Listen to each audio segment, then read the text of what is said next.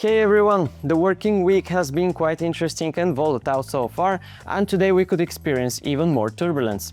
Stay with us to find out why. We will reveal the strongly bullish signal that has emerged for Ethereum, explain what is happening with the recently popular ZCASH, and cover the major update involving World Liberty Financial, a project closely connected to the Trump family. Smash those like and comment buttons, and do not forget to follow us if you haven't already. The crypto market, at least as of this recording, is glowing green again. Bitcoin has gained around 1.5% over the past day and is trading just below $80,000. Many prominent altcoins are performing considerably better.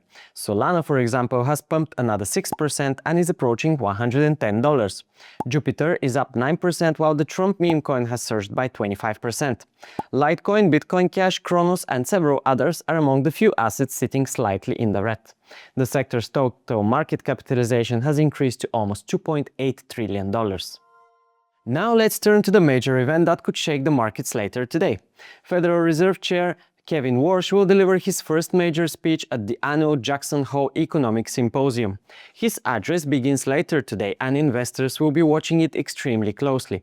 The main theme of this year's symposium is financial innovation and its implications for payments and monetary policy. However, the markets are primarily interested in one question: what will the Federal Reserve do with interest rates over the coming months?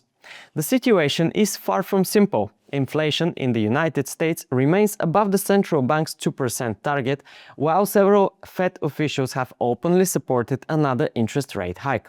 At the same time, the US economy is showing signs of slowing, making every future decision something of a balancing act. So far, Warsh has avoided providing clear guidance about the institution's future policy.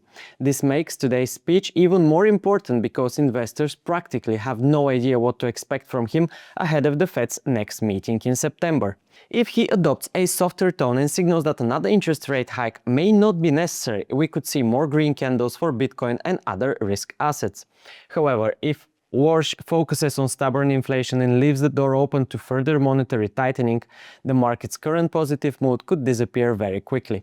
The tension is further increased by the fact that the market has already recorded a substantial rally. Bitcoin has gained approximately 26% over the past 2 weeks, while US spot exchange-traded funds have registered 9 consecutive days of inflows totaling almost $3 billion. Therefore, be particularly careful today because even a single comment from Warsh could trigger sharp moves in either direction. Now let's see what is happening with Ethereum. The second largest cryptocurrency climbed above $2,500 yesterday, while the declining number of coins held on exchanges suggests we could see further gains.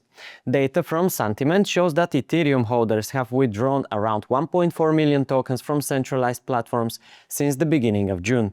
This is generally considered a bullish signal because it suggests that investors are transferring their assets to personal wallets and are not planning to sell them anytime soon. Even more interestingly, the outflow did not stop after its price increased. Since August 19th, another 275,000 coins have been withdrawn from exchanges, even though the price has jumped by approximately 27% since August 16th. Bitcoin is displaying the opposite trend. Its exchange balances have increased slightly over the same period and are now close to their highest levels in recent months. In short, investors are taking Ethereum off the market while leaving more Bitcoin readily available for a potential sale. Ethereum's price increase has also fueled optimistic predictions among analysts on X. Ted recently predicted that a weekly close at $2,550 could be followed by a jump to $3,000. Meanwhile, Crypto Patel presented the somewhat crazy theory, at least for now, that it could explode to $20,000. Non-Z, who recently predicted that Bitcoin could crash below 50K, is also pessimistic about Ethereum. According to him, everything happening right now is a bull trap. He expects it to potentially fall to $1,500 before the beginning of a new bull run. We continue with ZCASH, which has become one of the most widely discussed cryptocurrencies in recent days. ZEC exploded from around $509 on August 18 to a peak of approximately $870 on August 23, representing a gain of nearly 65% in just 5 days. The main catalyst was Grayscale's conversion of its ZCASH trust, which had existed since 2017, into a spot exchange traded fund. The new product began trading on August 25th under the ticker ZCASH, allowing traditional investors to gain exposure to the asset without directly buying or storing the tokens. However, we are now seeing the classic buy the rumor, sell the news scenario. According to Sentiment, social mentions of Zcash surged sharply on August 22nd, reaching roughly 6 times their usual level for the month. Public interest peaked one day before the price did, but it had already returned to normal levels by the time the fund launched. Meanwhile, ZEC pulled back to approximately $790. Grayscale, however, believes this could be only the beginning. The company claims that growing demand for financial privacy, especially in the age of artificial intelligence, could help Zcash challenge part of Bitcoin's network advantage. According to Grayscale, if ZEC's market capitalization reached just 5% of Bitcoins, its price could theoretically exceed $4,000. Not everyone is so enthusiastic though. CryptoQuant analyst Martoon warned that similarly sharp Zcash rallies have historically preceded serious Bitcoin corrections.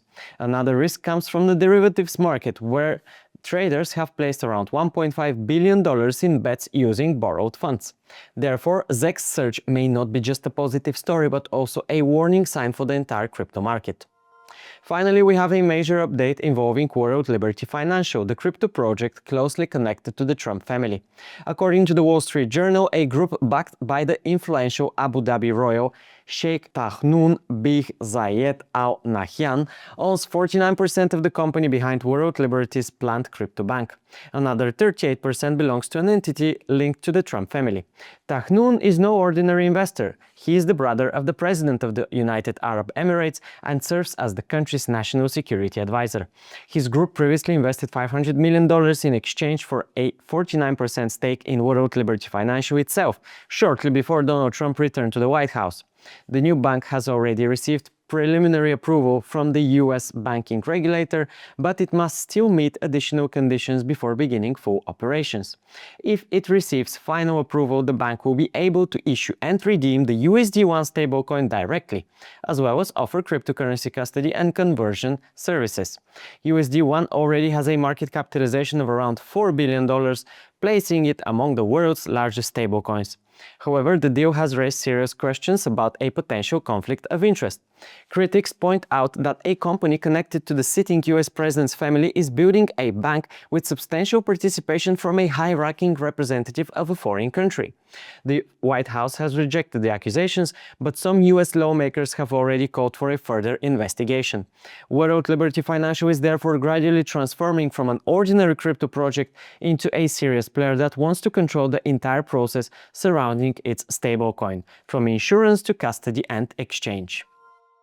That's all for today, friends. Have a fantastic weekend and we'll see you soon.